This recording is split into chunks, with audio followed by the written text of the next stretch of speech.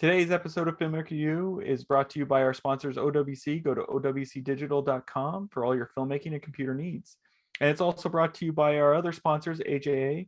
Make sure to check out aja.com so that you can see how they can help you in your post-production needs. Hi, I'm Gordon Burkell from Filmmaker U. At Filmmaker U, we create courses for film professionals to deepen and diversify existing skill set. You can learn more at filmmakeru.com, or of course, follow me on Twitter at filmmaker_u. Every week, we interview film professionals to discuss their work, and this week I'm joined by Severance editors Geoffrey Richman and Erica Friedmarker, welcome to the show, guys. Thanks. Thank you. Thanks for having us. So I guess my first question is, how did you two get involved with the show? How did you start off on the show?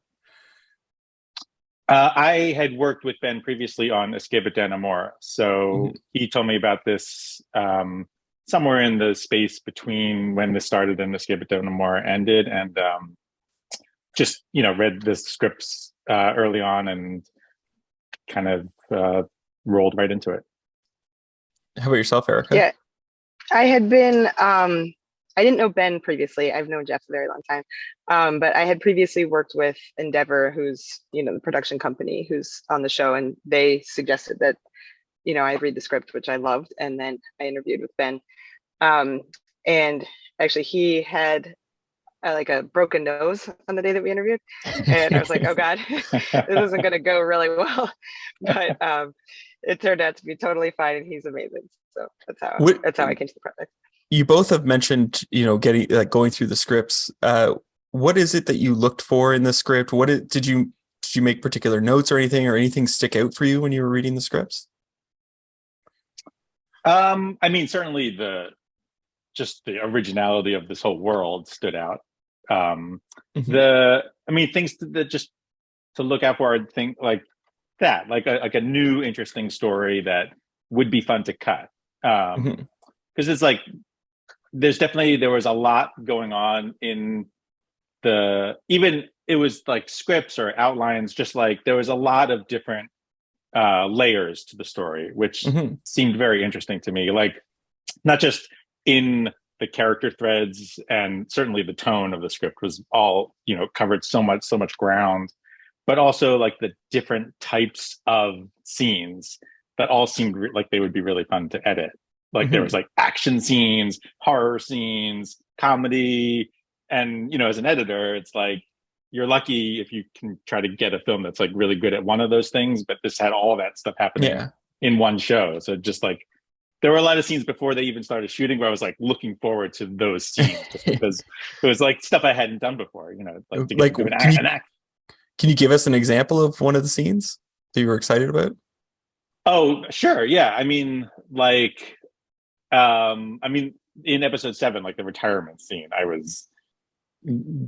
I loved that scene in the script. The way it begins with this emotional, with Burton Irving, and then it turns into like a confrontation between him and Milchick, and then how it builds all the way to this like climactic moment that, like when he arrives back at MDR and he's like, "Let's burn this place to the ground." That whole run, reading that line in the script just blew my mind, and I was just like, I cannot wait to edit this. And then there's like a direct correlation from how excited I am about editing and how nervous I get about when the footage comes in, because it's like trying to live up to how big you think this scene should be. So. How about yourself, Erica? What do you look for in the scripts? Well, I think every time I come off of a show, I look for a different kind of show to go on to. And I had just cut a couple of like musical type shows in a row, and I just wanted something completely different. And, as Jeff was saying, like, it doesn't get more different. You read that script and you're like, okay, it's just completely unexpected. And, it's not that often that you read something that's completely unexpected. And it was just such an incredible concept. And, I love an ensemble piece. And of course, Mark is the lead of the show, and he walks us through, and, we get to know MDR and the innie-outie balance through him primarily. But it really is such an ensemble piece, and everybody has such interesting, character development and perspectives and past traumas, that just working with the individual characters, to me, I loved how fully fleshed out every single one of them was right from the beginning. Was there a particular character that you sort of favored or really like, or are they like your children, all of them your favorites? Well, I have children. I wouldn't say that's but the characters, I like let's focus that on one. that. Exactly. Now, I had a couple of episodes that really focused on Helly, so I sort of developed a soft spot for her. Just her fortitude and just how determined she was initially to get out, and her confidence that her outie would let her out, and then as she got crushed and crushed and crushed, just how she finally turned it around and became a team player and sort of leaned into like what they were doing down there and how she could help the group grow. And I loved that. And then I also had the run where Bert and Irving are starting to fall in love, which was so fun. And, all of the, flirtatious finger touching by the paintings and, them walking around the ficus room. I mean, it was just utterly absurd. So those situations for me were two of my favorite character moments. Now, usually, like, I would ask two editors, like, how did you guys like to work together and everything? But you guys also worked during COVID to get this done. So what were some of the challenges? How did you guys set up that working relationship to bounce off each other? Well, Jeff and I, like I said, we've known each other for a long time, so it was really easy to do that. But it was, working remotely was insane. I was working in a basement that didn't look unlike MDR for the entire time. So it's like, I had no idea what time it was there. I had no idea what time it was for me. But it was very cool because, Jeff did the pilot. And in real life, if we were in person, we probably would have like gone back and forth in each other's rooms and talked about it. But since we were remote, we would look at each other's sequences a lot. And it was really cool just to like see how Jeff had done a bunch of things. I said, okay, that's how I'm going to, approach this section because I see what's happening here. So it was really more of a complete experience in terms of collaboration in a weird way, even though we didn't see each other until it was over in person. It was nice to be able to really dig into what the other person was doing rather than only talk about it, because then we would also talk about it. But that was a neat feature. Yeah. Geoffrey, as Erica mentioned, you cut the pilot. So one of the things with cutting the pilot is trying to find the tone of the show, or finding like the overall structure that you're going to use for the rest of the series. So what were some of the challenges that you faced in finding that for Severance? Well, and finding the tone was definitely challenging. But it wasn't like we were working on it because they shot all the episodes simultaneously over 8 months. It wasn't just focusing on the pilot before working on anything else. Like, we were able to hop around to scenes from other episodes in that same thing of trying to find what the right tone is and how far we could push it in different directions. And so as we moved through the pilot, we also were learning things by cutting scenes from other episodes. And yeah, it was definitely like, it's one of those things where it's like, you just got to try it sometimes. Like, there was, you read the script and there's certainly a lot of different moods and tones happening all within a short span, like within one scene. But then until you just put it out on the timeline, you can see like where it bumps.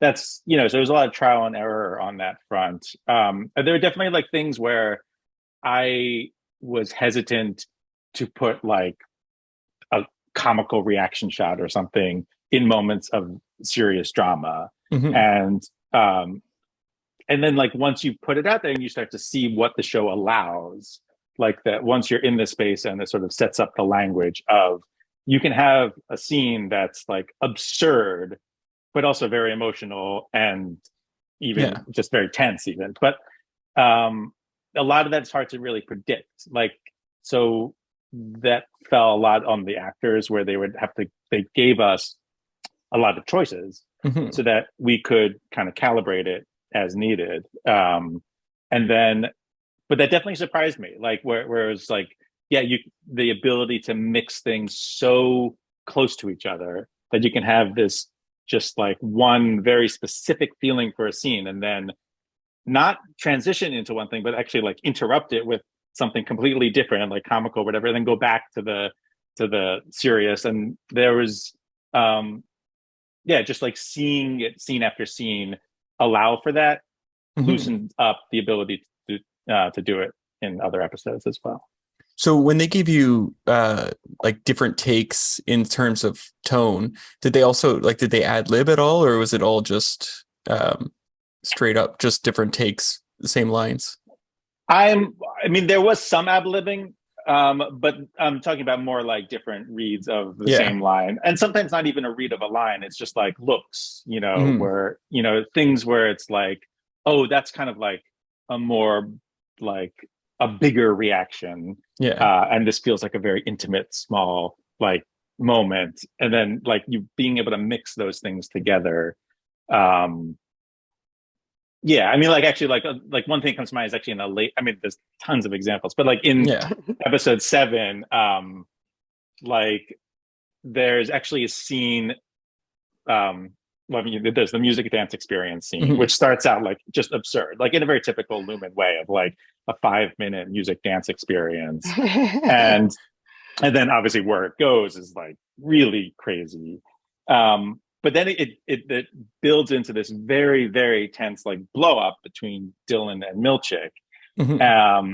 And that's like very intense, and it's like this like whole fight. And then it ends with this like hilarious line from Milchick where he's like, the music dance experience is now canceled. It's officially canceled. Which is like, you like to be able to get away with that and with a straight face, and it's just sort of like all folded into the fabric of the show. I think like early on, the ability to cross over that quickly between tones, we had to kind of like learn that that's okay in places. And in that same exact spot, right before he walks off, he does in other takes that are not in the edit, like push his reactions to Dylan like a little bit too comical, almost like when they're having the stare off. And he's like, I'm going to go tell Cove about this. And Dylan's like, go ahead, tell her. They have this like stare off. And like, there are some takes where it's like, almost a little bit too comical with that we tried. And that strangely just felt like too much. So it's like, you just have to like, but then he delivers this hilarious line like 5 seconds later. So it was definitely, it was like just finding where things bump as you're watching it, Now I have a question for both of you. I'm wondering if there was a particular scene that you guys found difficult to edit, each of you having your own scene, but you're really proud of the outcome. And what was it that made it difficult? I guess we can start with Erica. Let's see. Well, at the end of episode 3, Helly goes to the break room for the first time. And that scene in itself was relatively tricky to edit, but at the top of 104, we continue and we pick up and Helly is still in the break room, and sort of figuring out how much of that to replay, how much time has elapsed while, we've been between episodes and everything, like finding how to handle that, was a little tricky initially, just because the footage was incredible, but there's only, so much of that you can actually tolerate watching. Helly rereading the, the compunction statement and everything. So I think that was a little tricky at the beginning, and then, just showing the same things that we'd shown in 3. Like I didn't want to repeat anything, even though it was an entirely different episode. I wanted to keep it all fresh. So just from that perspective, I remember that being a little bit of a challenge. Interesting. How about yourself, Jeff? For me, it's probably like just runs of episode 9 because of how much things could move around. It actually, like the first assembly of that didn't feel all that challenging, because it was, the pieces were coming in over time, and I let things play long, and it kind of like get away with a lot more because you could just let things play a little bit longer. It was more after that point, like after the first cut of all the scenes, where starting to trying to look at it like from a bigger point of view of like all of this stuff has to get folded into each other, and it can kind of go so many different directions, and just finding that balance of like where we should be at each moment, how long we can be there, how to blend things together in a way that doesn't feel like we're just hopping around, without purpose. So that whole process was fun, but definitely challenging. Now, the show has cliffhangers in it. So when you're building a show with these types of cliffhangers, are you like, what is the discussion around because you don't necessarily know if the show is going to be renewed, if it's going to be picked up. So in the cutting room, was there talk about pulling back on some of the cliffhangers? Like what was the discussion like? I mean, I don't think you ever pull back thinking, what if we don't get renewed? Yeah. I think you just go for it, being like, this will pay off, or sorry. We're sorry. I don't remember there ever being conversations about like, let's tone this down in the event that we don't get to tell the audience what it's about. Yeah. Just go for it. Now, how do you guys like to work with sound in your edits? Because some editors I talk to, they like to flush out the sound in their cut, make it as thorough as possible, and other editors don't like to do it. They sort of leave it for their assistants to do. How do you like to work with sound? I love working with sound. I find it helps me find the rhythm of the scene, because also I mean, at the very basic level, it helps smooth a lot of things over. So it's like you throw a good ambient track over things, and it's like you just kind of don't get distracted by all the dialogue edits and other things going on. That's at the very functional level, but then also all the different like actions that happen within the scene between the lines, like picking something up or taking a few steps to get somewhere, or like the door opening or closing, like all those things change the rhythm for me, like when I'm listening to it. So it's almost like acts as like punctuation between lines or between beats of the scene. And I just find it very helpful to have that all part of even the first cut, so I can get a better sense of how the scene's playing. Interesting. How about yourself, Erica? Yeah, I agree. I mean, the first pass of any scene that I do is always just pretty much production sound. So, I'll do all the dialogue and, fill in all the tones. And if a sound like, Jeff's talking about like a door slam or the sound of picking something up, if that exists anywhere in the production, I use it at that point to completely fill it out.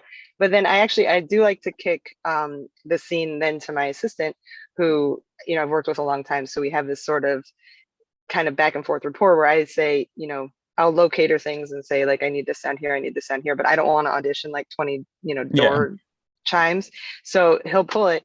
And then sometimes he'll add something. It's where I just really want him to like add his creative voice, and he'll put something in that I didn't even think about. And then when I look back at it, I'm like, great, that has now informed something that I can do additionally with the scene. And, in that way, it's just kind of getting another passive sort of input, because he's not watching the scene saying, how about you do this, this, and this, but by looking at it and, putting his, touch on it, then I get to go back and be like, okay, great. And so in that way, it's just sort of like circular kind of creative process where we build on each other's stuff. Is there a particular scene where that happened, where he added some sounds and it made you reevaluate the scene in Severance? I don't know that I can think of a particular one. I mean, we've worked together for like 8 years, so it in general, it's happened a lot of times. So I keep him around. But yeah, I mean, let me try to think for a quick second. I don't know, the sound, I mean, from the show, just lots of what happened in Lumen is very quiet, so it wouldn't have been a lot of things that were happening down there. I mean, I think there's a scene where Rickon's leaving the book on the porch, things like that, and Cobell with the hairdryer on the steps, where we were outside and there was more of an opportunity for like crunching and, that sort of stuff. And it'll mostly change the timing, or I'll see that something actually could be played funnier, or something could be, if something happens, I can add a lot of time to get a reaction and create suspense, so it's more like if he adds something like that I realize, oh, hold on a second, I can open this way up, Interesting. Now, I have one last question for you guys. What would you say is your favorite guilty pleasure show or film to watch? I don't know who wants to go first with that one. I definitely have. I mean, for a TV show, I definitely have a guilty pleasure show. I watch Superman and Lois, which I love. Oh, yeah. But definitely feel guilty about it. The new one or the original? The new one. Yeah. The new one. Yeah. I mean, I was a big Smallville fan, and now that just carries over to. I don't watch the whole DC like TV show lineup of stuff, but Smallville I really liked, and Superman and Lois. I think there's a lot of really interesting things. What is it about that show that attracts you? Just Superman, or just? Yeah. I mean, as the initial grab, but then like it's got to be good. Like, so I think like they're doing like really cool things with the story, and I think the production value is high, and I feel guilty about loving it, but I think it's a great show. How about yourself, Erica? Mine is in a kind of different direction. I would say my guilty pleasure shows are like Saturday Night Live and live sports, which just like things that don't really need to be edited that much. I enjoy so much watching things just happen. I'm like, oh, this is great. I feel so relaxed, but I also I like live things as a way, I think, to counterbalance, just all the like fine tuning that we do all day long. Any particular sport that in particular? I love watching football. I can watch football all day long. American football or European? Yes. No, American football. Okay. American football, where they throw it and catch it, tackle each other. Is there the sound of football, honestly? Yeah. Is there a particular team that you follow? Nope. I'll watch anybody. I'll watch college. I'll watch pro. It's just I love the game itself. I don't follow it closely at all. My brother's always like, join my fantasy league. I'm like, no. I don't even know who's playing today. I just want to watch it. All right. Well, have you ever watched the CFL at all? I don't know if you think so. Okay, because they have 3 downs and like a wider field, so it's more passing as opposed to running the ball. Definitely not. No. Well, thank you both for letting me interview today. Thank you. Thank you. Well, and that's it for this week, everyone. Make sure to check us out at filmmakeru.com. I'm your host, Gordon Burkell. Thanks for watching. Today's episode of Filmmaker U is brought to you by our sponsors, OWC. Go to owcdigital.com for all your filmmaking and computer needs. And it's also brought to you by our other sponsors, AJA. Make sure to check out aja.com so that you can see how they can help you in your post-production needs.